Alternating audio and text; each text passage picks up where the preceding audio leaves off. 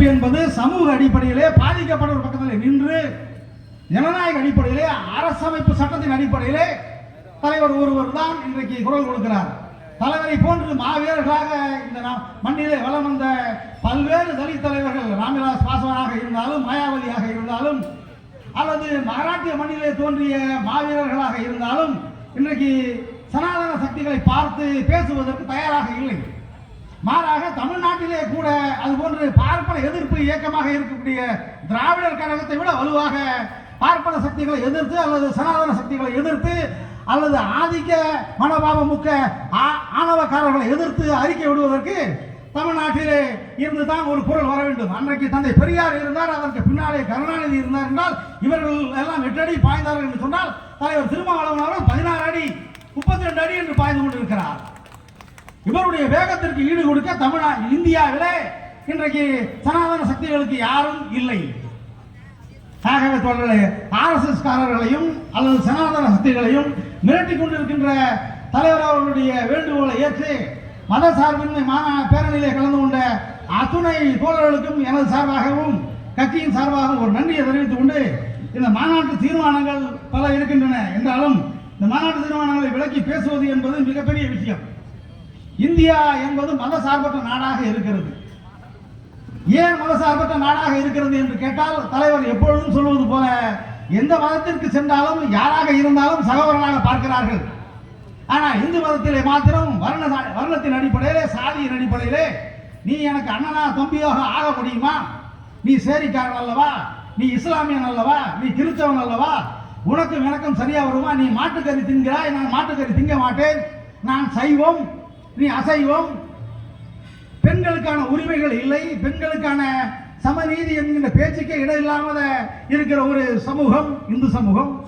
இந்து சமூகத்தில் நின்று கொண்டு நீங்கள் சமத்துவம் பேசினால், சுதந்திரம் பேசினால் அல்லது மனித உரிமைகளை பேசினால், நீதி ஒரே மாதிரி வேண்டும் என்று கேட்டால், இந்துக்கள் எவனாக இருந்தாலும் உன்னை விட நான் உயர்ந்தவன் என்று மனதில் நினைத்துக் கொண்டிருக்கிறவன் உள்ளுக்குள்ளே சிரித்துக் கொண்டு நம்மளை ஏளனமாக பார்க்கிற நிலைதான் இந்து சமூகம்.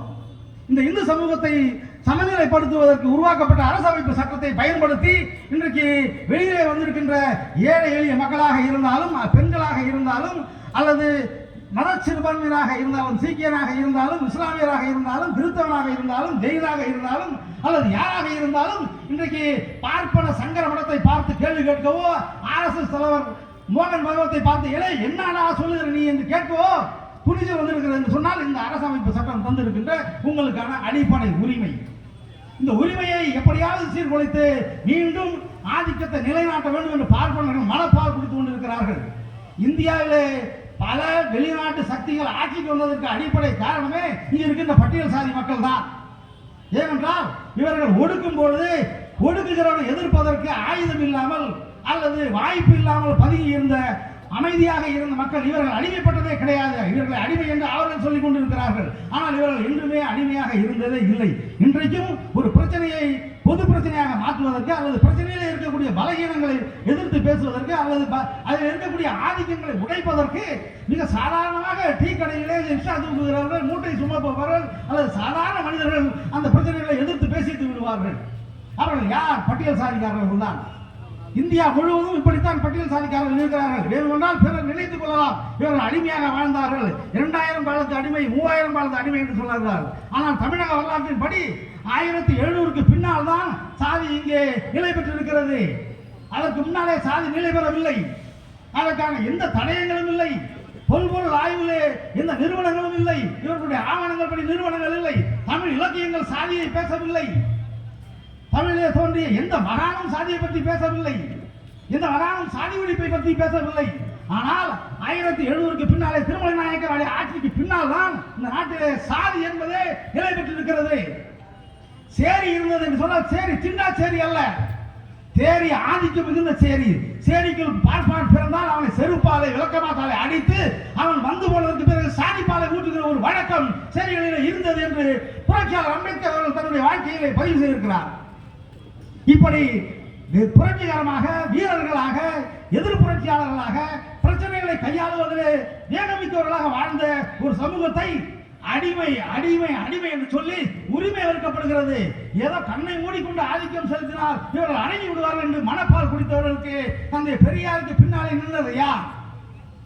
இன்னும் சொல்ல போனால் கருணாநிதியையே முதலமைச்சர் ஆக்கியது சத்தியவாணி முத்து என்கின்ற ஒரு வரலாறு இருக்கிறது என்பதையும் யாரும் மறந்து விடாதீர்கள்.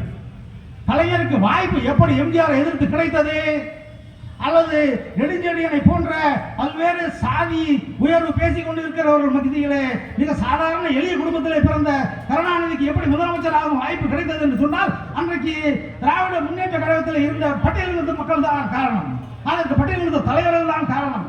அதற்கு சொல்லக்கூடிய தலைவர் என்று சொன்னால் இளம்பருதியினுடைய அப்பா பருதி இளம்பருதியாக இருக்கலாம், அல்லது அம்மையார் சத்தியவாணி முத்தாக இருக்கலாம். வேறு யாரும் இவர்களை முதலமைச்சராக்கவில்லை. இன்றைக்கும் மொழிவெறி பேசுகிறார்கள், சாதி வெறி பேசுகிறார்கள். கலைஞர் குடும்பத்தையோ அல்லது கலைஞருடைய வாரிசுகளையோ இவர்களால் எதிர்கொள்ள முடியவில்லை.